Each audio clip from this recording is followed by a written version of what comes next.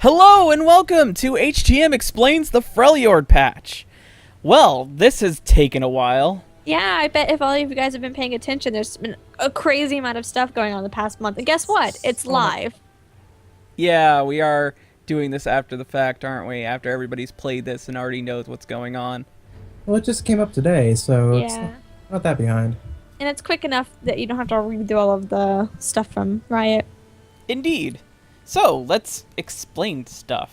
I guess the biggest thing is that we got Lissandra finally.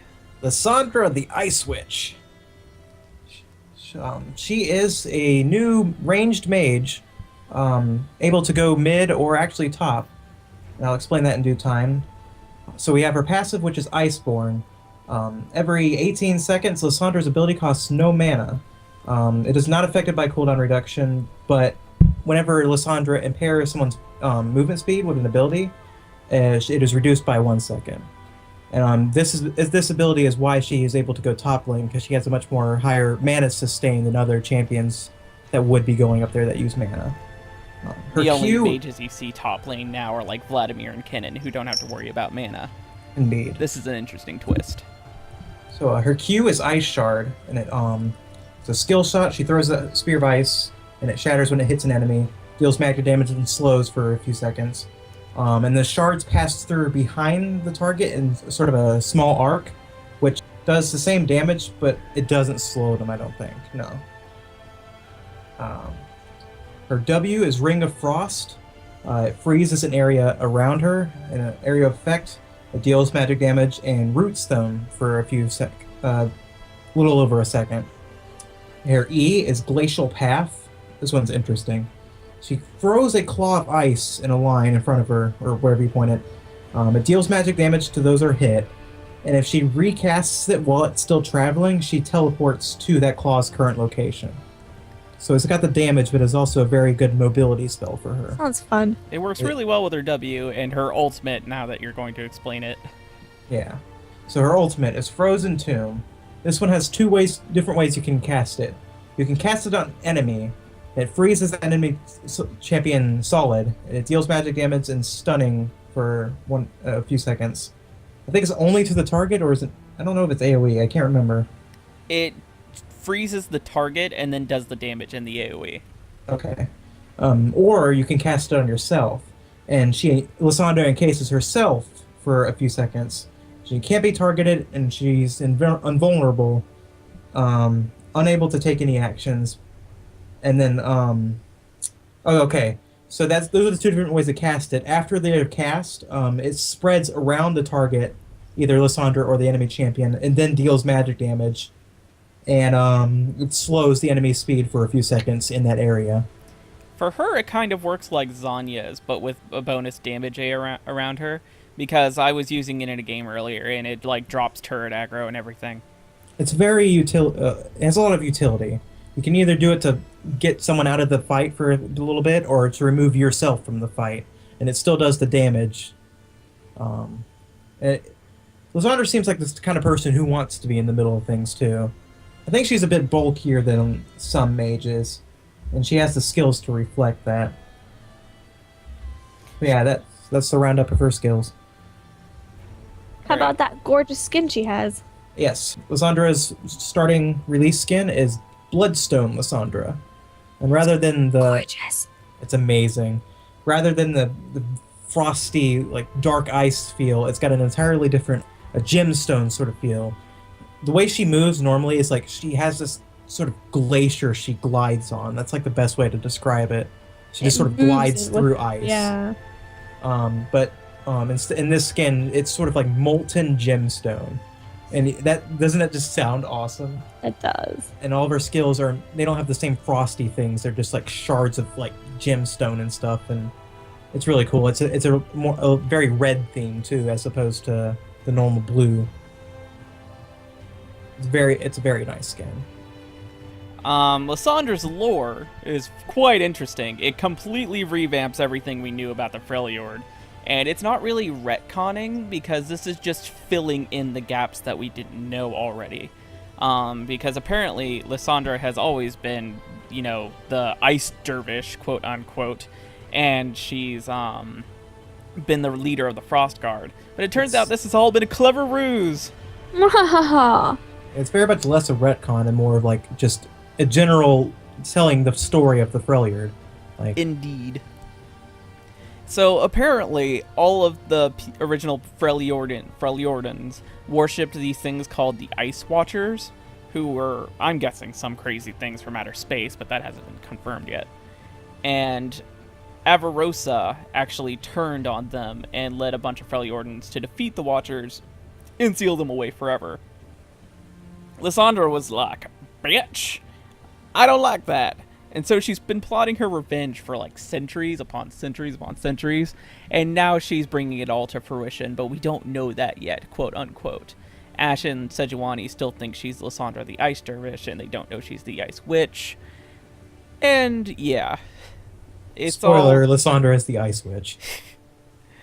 She wants to bring back the Frozen Watchers and reborn the world in ice. That's all I got. So, just Sejuani then?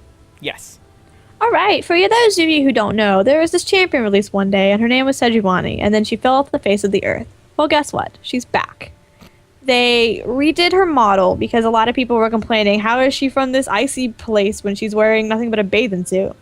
So they fixed that, and she has armor now. Her abilities were actually fixed. So she was a lot more viable, especially in the jungle, which is where she primarily does stuff. And for those of you who were like, no, I liked my naked Sejuani the way she was. Well, congratulations. If you owned her, you get a skin that it reflects the traditional one, and it's the updated model, but it has the nakedness. So I for think those of what you who people are really going to like about traditional Sejuani is that it's the original Kevin Tuggles. Because a That lot of too. people have a problem with how Bristle looks right now. I totally forgot about Bristle. The boar that she rides has been updated to be a little bit more ferocious and not teddy bear like. So I like it because I feel like it fits a lot better, but It's more of a wolf boar when the original Bristle was an actual boar.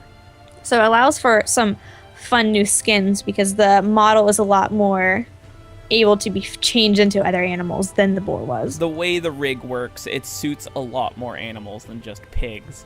So Well, maybe we'll get a wolf one day. yes. That's what I'm hoping for. Let's talk about her new abilities. Her passive. So she gains bonus armor, and she reduces any abilities, enemy abilities that would slow her. So any slowing effects that would happen to her, it's reduced. And this is when she damages an enemy with an ability. So she uses the ability, and she gets bonus armor, as well as if she's being slowed at the moment, then it's reduced a tad bit. Or a basic attack. Oh, is it basic attack too? Oh, sorry. Skipped over that part. That wasn't important, apparently. Her Q, Arctic Assault. She charges forward and attacks she knocks up enemies, and it deals magic damage to them based on their maximum health. So the way I understand that is the more health they have, the more damage it'll do. It'll always do that flat amount of damage, I believe, but it does vary on how much. And then It does a flat amount, and then no matter who she uses it on, it's going to hurt really badly. And one of the big reasons that I really like this is that it now gives Sejuani a hard CC other than her ultimate. Because she used to only have the stun and then a bunch of slows, but now she has this short knockback that will do quite a bit of work for her. and it'll definitely help with her ganking potential. So that's exciting. Alright, her W, Flail of the Northern Winds. Okay, so her next basic attack deals bonus magic damage to her target as well as all nearby enemies. She stops and her little flare, her little weapon that she has, I don't really think the flail describes it, but she starts spinning that, and while she's spinning it, Kevin Tuggles, or her boar, he starts auto-attacking the person, so the auto-attacks continue, and then it deals magic damage to nearby enemies for a few seconds. It's more of a fun little tidbit that Kevin Tuggles takes over the auto-attacking while she's spinning her Yeah, flail. I know. It's still It makes them feel like they're actually a cohesive unit as opposed to just her riding the boar for no apparent reason. yes. Because that's all Kevin Tuggles was before, and I like this. Bristle Alright. now just does so much more work. Yeah. Alright, so her E, Permafrost. once you put an ability point into it, it has the passive where any of her basic attacks or abilities applies frost to enemies. The frost has no effect on them until she activates permafrost, which she damages and slows all nearby enemies that are afflicted with it. So it just applies this little debuff to them that if she activates it, it then does stuff to them. As a comparison, it's sort of like Twitch and his expunge ability. In a way. Kind of. Except the poison actually does stuff before he expunges. Yeah, it's a sort of comparison. Onto her ultimate, Glacial Prison. She throws out a bola, and if it hits the champion, it shatters and stuns them in place. If it doesn't, if it hits maximum range before it hits them, it just shatters and slows. So if you hit them, it stuns them. If you don't hit them, it slows nearby. Which I don't think her original ult had that little effect.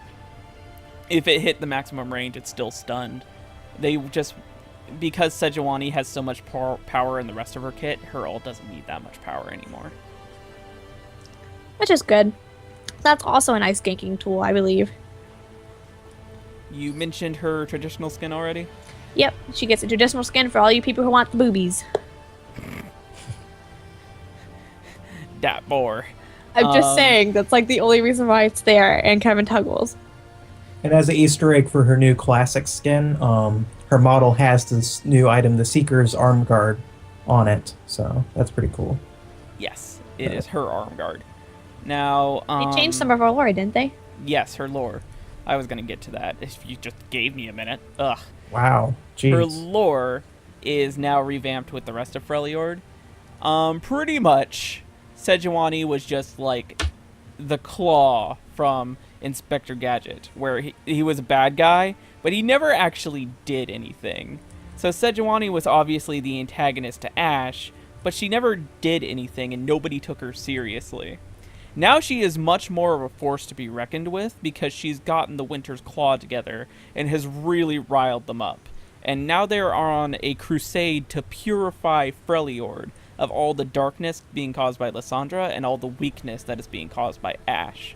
Because she believes that diplomatic solutions to problems is just a way to get yourself stabbed in the back and killed. So she prefers to deal with all her problems by killing it first. Strength above all. Yes. She will not hide behind someone else's shield, which is one of my new favorite quotes of her. So she's tagged up with a bunch of the more, brutal Freljordans, and they're pretty much going to kill everybody who disagrees with them, and then go on a quest to take over the rest of the world for Freljord. Or, I don't think they actually want to take over the world. I think they just want to whoop the ass of anyone who would even try to threaten them. So, yeah, where Ash is going to handle all of her problems diplomatically, Sejuani is going to handle hers diplomatically as well, but the diplomacy with is force. less talking and more with a mace to the face. The diplomatic end of her mace.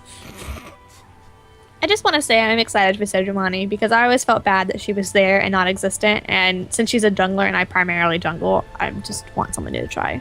She looks awesome now. This is what she deserved in the first place. And I like having a Freljordian team. I really needed to develop a term for that. Freljordian, Freljord. Freljordan? Sorry, tangent. Those cold guys. Trundle, yeah, Trundle. Can we go on about him now? Please Cool. do. Please do. He got completely revamped. They buffed all of his abilities, and they've completely updated his lore and his aesthetics. Where he was originally the cursed troll, and he was afflicted with this...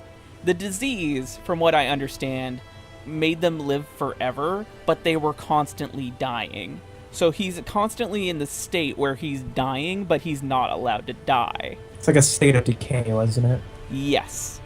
And that's cool and all, but it's not really interesting. And his entire storyline has already played out, because he's already made the decision to just take on the complete and total disease and curse of his tribe, so his tribe can die. So he's the last of his kind, and he's just kind of sitting around because if he cures the disease, he will die, because it's the curse that's the only thing keeping him alive right now.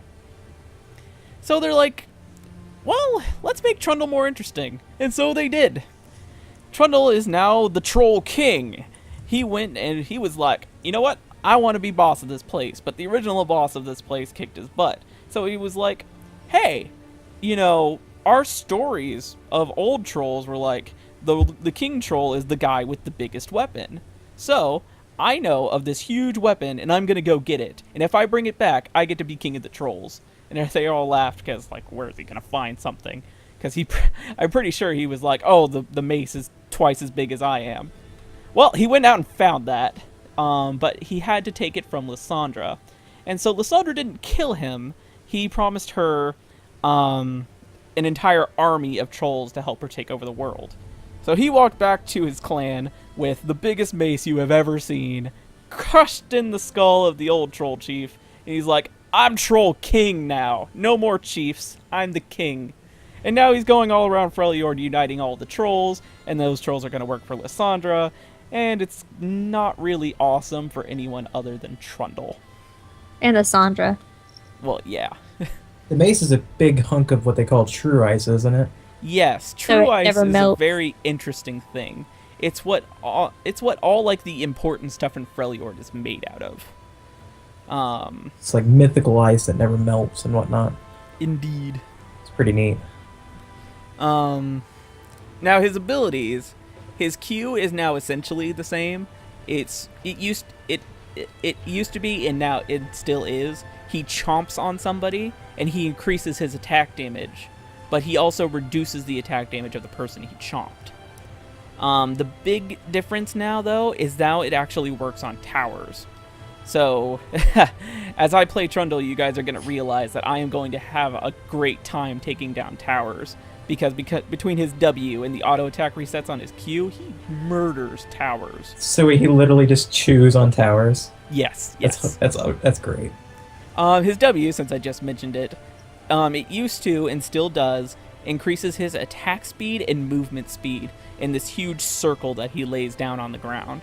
But what they changed was, it used to be it gave him free tenacity. It, like, as long as he was on the circle, he essentially had an extra Mercury treads. Now it's he has increased health regen. So as long as he's standing on the circle, he essentially has a free spirit visage. So lifesteal effects and his passive, which I should have explained. You're bad at this. His passive is that when something dies near him, he heals for a chunk of its maximum health. I think they increased how much it was from his original state, but yeah, now it's like 4%, and it's pretty great. So if you level up his W and you buy a Visage, you're going to be healing a lot, right? A smack ton. That's crazy. The dragon dying near Trundle without any of his buffs, Spirit Visage or his W, heals for about 200 HP. Which is huge. That's brilliant. Mm-hmm. This also works with enemy champions. So as long as enemy champions are dying near him, he can stay in a fight for a long-ass time. His E, the Pillar of Filth, is now the Pillar of Ice. It still does the same thing. Shoots up a big pillar of impassable terrain, slows everybody who's near it. It's still great. It still does exactly what you want it to do. Blocks off jungle routes and all that. So I'm not incorrect in saying that his Q, his W, and E are pretty much similar, except now with an ice theme? Yes. To fit his new character? Yes. His Q and his E are essentially the same, except the Q now has the nuance of working on towers and structures, and his W is essentially the same aside from the nuance where it doesn't give tenacity, but gives free health regen increase. I'm just noticing the new theming they put with this rework. It's pretty, It's a nice touch. And his R got buffed huge, big time. It used to take a set amount of health from somebody, but now it takes a full percentage of health from somebody. So it takes like 24% of their health, 40% of their armor and magic resist, half up front and then half over time. So you just sap 24% of somebody's health and sap 40% of their armor and magic resist. It's massive. Do you think Trundle's going to be more popular? Yeah, Trundle's going to be so strong now. He was already, like, the best duelist. Like, if you 1v1 Trundle, Trundle would win. He just could debuff you and buff himself so much that in just a 1v1 auto attack fight, he'd win. So now Trundle's just even stronger. His problem was that he never actually did much in team fights. But now he's a really tanky monster who's very difficult to kill. So much healing. Yes. Yes. You're probably going to have to treat him like Swain, where you have to ignite him or he's probably not going to die. But yeah, you just pillar somebody in, drop your W, and fight them. They either have to fight you or you kill them as they try to run away. Because you're probably going to build Frozen Mallet on Trundle. I've been building Blade of the Ruined King, but most Trundles will probably opt for the Frozen Mallet. So he's impossible to get away from, and he will win a fight if you try to 1v1 him. GG, top lane. And I already explained his story. But Trundle players who don't like the new Trundle or his new story, you will be getting a traditional Trundle skin for free, and it has all of his old voiceovers. The model is different, but he still has his stupid, crazy laugh and the amazing Pillar of Filth. So you're not going to notice much. His baseball skin's Pillar of Filth is a giant trophy. Enough said. Yeah. Enough said. The Pillar of Filth for Junkyard Trundle has the the pot full of old spaghetti that the old Trundle used to wear for a hat. Oh, cool. I like when they do things like that. They did a lot of fun things with Trundle and his skins. They treated him right. He's deserved this for a while now. He has. Now he's king of the trolls, as if he wasn't already. So that pretty much does it for the big champions, right, for this patch? Yes. That does. Now for the other half of this, like the big changes, we have a new map. A whole new map. An entire new map. It has replaced Proving Grounds and is called the Howling Abyss. And it's this really awesome... You have to see it to believe it's a frozen bridge set in like this canyon in the middle of the Freljord. And it's got new shopkeepers, one on each side. Both with so much lore. Oh my god, it's the lore not you can funny. want. They do not shut up, and it's great. I can't wait to experience this. I don't think that was in there when we started playing. My words cannot do this map justice. You have to see it. It's got When you kill them, bring me their ghosts, and I'll kill them again for you. But yes, along with this new map, since it has replaced the Proving Grounds, the tutorial for the game has been updated to suit this map. So there's that to look forward to for new players. I heard they made it a lot less derpy and more understandable, if I'm correct in that. Have either of you seen the updated tutorial? No. Yes, And we've already done our complaining of it. Okay. I've seen it. But Good also, job! the big part of this new map is they have a new matchmaking queue. No longer will you have to go dig into customs to find ARAM games, also known as all mid, all random, all mid. There is a queue for ARAM blind pick right on like the main screen. You hit play and you go to it, and it's done. You don't have to do any annoying custom setups. May I add in a tidbit? Go. Something that's really nice about the matchmaking is the worst thing about having it in a custom game was that you got to see what your opponents got, so you could dodge. Now it doesn't show you until it's too late to dodge. It's blind ARAM, which means you cannot see, like what she just said. You can also have doubles. Doubles? Yes, it's kind of like with blind pick, how you can have the same champion as somebody else on the other team. Oh yeah, because it's blind pick, so it doesn't check for that, does it? Lux lasers on that map with 2 Luxes is insane. I would always R when the other one was R'ing. At that point, is there any other team members? I mean, really? Lux Yes. fight to the death. Yes, ARAM is now a thing. People have been wanting this for a while now. I'm looking forward to it. I'm gonna be playing so much ARAM. It's blind pick, like I said. And the other big feature is they have these rerolls. So if you earn rerolls through playing the games, and if you get a particular champion that you don't really want on this map and you really want someone else, You can burn a reroll and you get a new champion. It'll probably be worse because luck, but You can hope. it's a There's nice. also the option of trading with other people on your team. Of course, that's how ARAM's always been. That's how League works in general, trading champions. But yes. So both this blind pick and this reroll system hopefully means not nearly as many dodgers. No more dodging in the custom games because you didn't get Lux or APE. You have to hopefully deal with whatever the Italy. enemy team throws at you.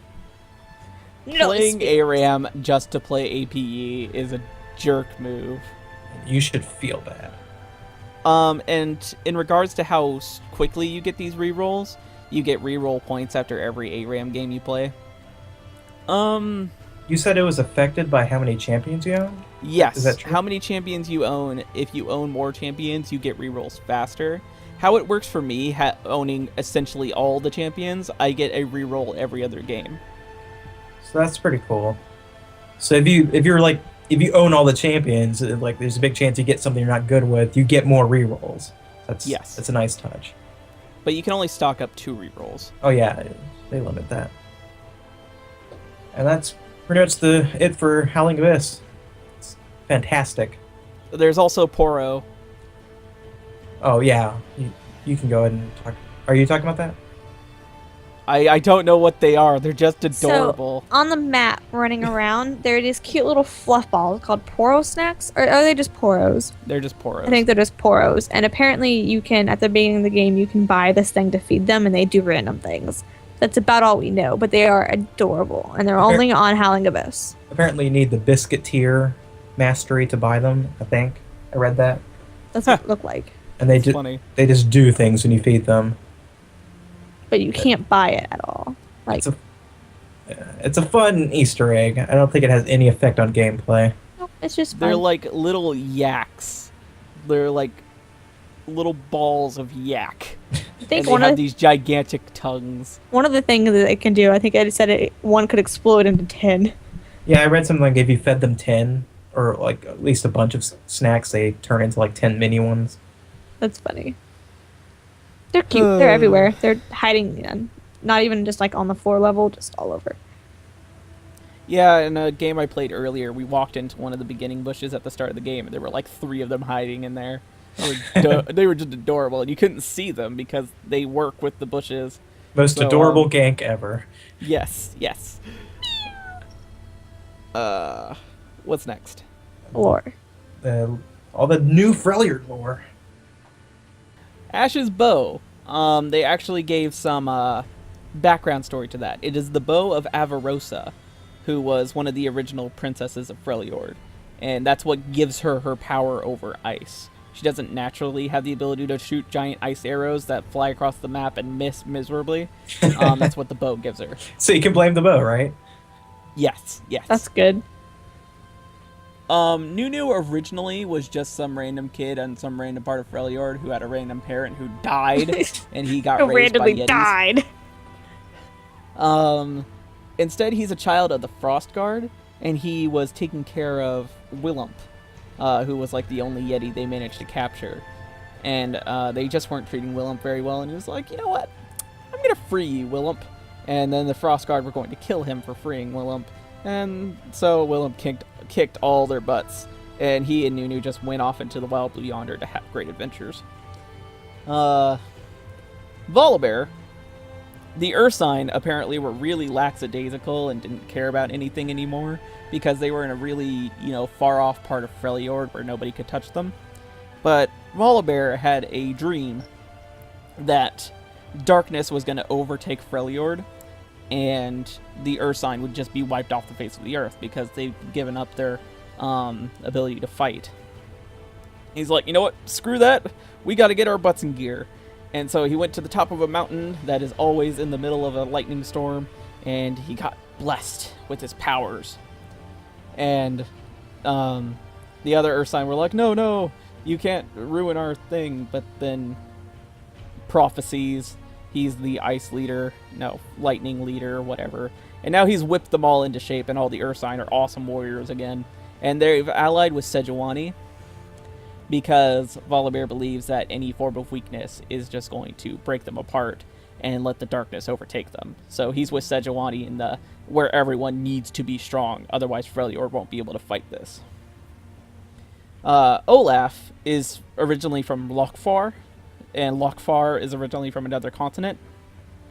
They've moved that, and it is now on a peninsula of Freljord.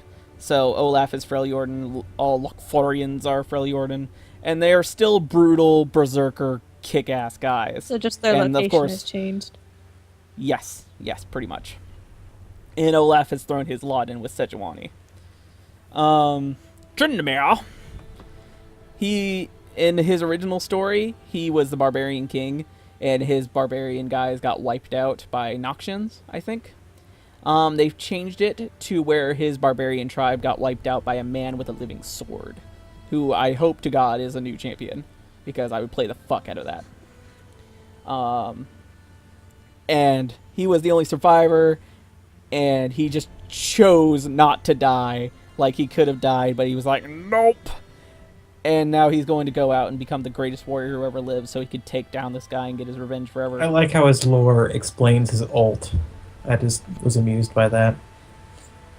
I could die right now, but I choose not to. Udyr. Udyr got the biggest lore revamp, I believe. He was originally an Ionian champion, but now he's been moved to where he was born in Freljord. And he was going to be raised to be the Spirit Walker, which is an important spiritual fighter for Freljord. But his teacher and the person who was raising him got killed by Lysandra. And so Udyr was just living and raised by wolves and stuff and became a wild man out in the wilds. Until Lee Sin came along and he was looking for the Spirit Walker because he needed aid. But then he just found Udyr. And after a brief scuffle where Udyr couldn't touch Lee Sin whatsoever, Lee Sin brought him back to Ionia, where they taught him how to be, a person again, and taught him how to perfect his fighting arts, because he had the ability to call on the animals, but it wasn't perfected. And they gave him the focus and the spiritual, peace to be able to really connect with his animal side. And then he helped kick the butts of the Noxians, who were trying to take over Ionia at the time. And now that that's all over, and Noxus has left Ionia, he's now going back to Freljord, because of the darkness that's been stirring, and he wants another crack at the Ice Witch. And then Gragas, Gragas just thinks Freljord is the best place for beer. I can't really tell him that's wrong. So, yeah. Gragas moved to Freljord For beer. and is drinking just as much. That's all I got. Did you get Anivia? Oh, no, I did not. Welcome. Thank you. Anivia, I think, was from another dimension or from another planet. She's an And alien. she got brought over by summoners who wanted, a cool Ice Phoenix thing.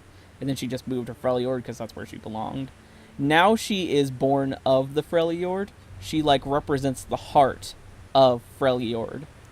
And right now she's pure and all that. But if the Freljord is taken over by Lysandra, then she turns all dark and evil, and that's what her Black Frost skin is. She is the heart of the Freljord. Speaking of Black Frost, I guess we can talk about the skins now. Segways. Segways. All right, so since you started talking about Black Frost and Anivia, this is the new legendary skin. It's absolutely gorgeous. I hate that that's the story behind it, because that's kind of depressing. But oh my god, it's beautiful. I don't even think the splash art does justice to that skin. So if you're kind of hesitant on it, please look at the model. She uses the Absolutely. sort of same dark ice as Lysandra. Like that sort Yeah. of style, and it's amazing. Oh, it's so beautiful. There's Runeguard Volibear. Since Volibear is aligned with Sejuani, he's getting that kind of let's go to war skin, and that's pretty much all that aligns with that.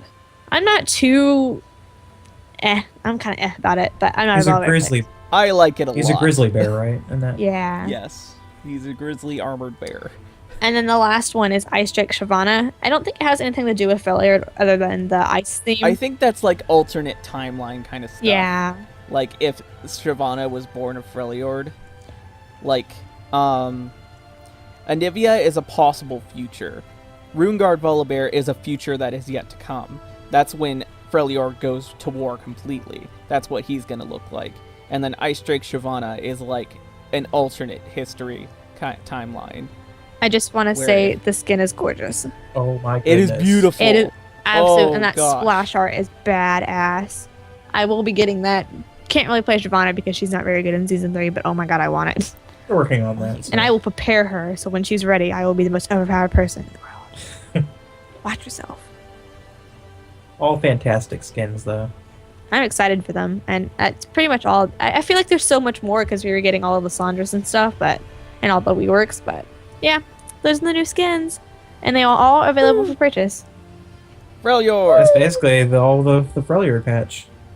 Yeah, that's pretty much everything that happened. There were some balance Oh. changes, but So as a wrap up, we have the 3 clans, the Avarosan, the Winter's Claw, and the Frost Guard, and we have new summer icons to reflect that.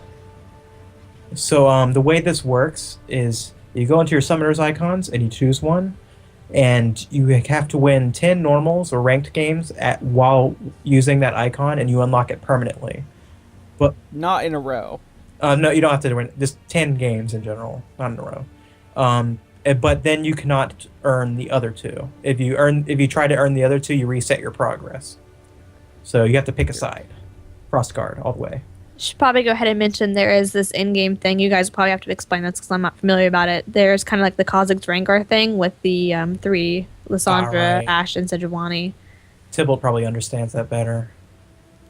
I don't know, but You don't? I guess it's going to be the same thing where They both have to fight. if there's a princess on each side, they both hit level 16, they get a quest to fight each other, and then the winner gets a crown. So it's just visual that they effects, wear. not anything like buffs like Rengar and Kha'Zix was, but Yes.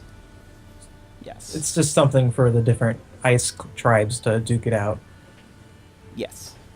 and I think that wraps us up. Pretty much. Welcome to Freljord. Enjoy your stay. Everyone's Freljord. Frost Guard. Don't freeze to death. No, we have no more changes that will happen. Hopefully, this will be it. And we can move on. You guys aren't going to declare a tribe? No? Winter's Claw. I don't know which one goes to which. Avarosa Ashe. is the I know that. Ashe. And you might as well take that because bows. I'm taking Winter's Claw because New Sejuani is awesome. I'm But taking Frost Sejuani's Guard my because- champion. Shut up. Fine, then I guess I. You know what? You're going to have to learn to play Ashe. Okay. Deal with it. Dutch Pen. Frost Guard. Thanks for watching, guys. I hope this helped clear anything up. If you have any questions, feel free to ask us in the comments, and we'll do our best to explain anything. You know, in our long, rambly ways of explaining That don't really things. explain things, but ask more questions. It's kind of like if you ask us a question, we pull Kingdom Hearts on you, where we just give you more questions instead of the answer. You wanted questions for your question, not answers, right? Why? Are we done? Yeah, this outro's never ending. Bye, guys. Bye. Bye, YouTube.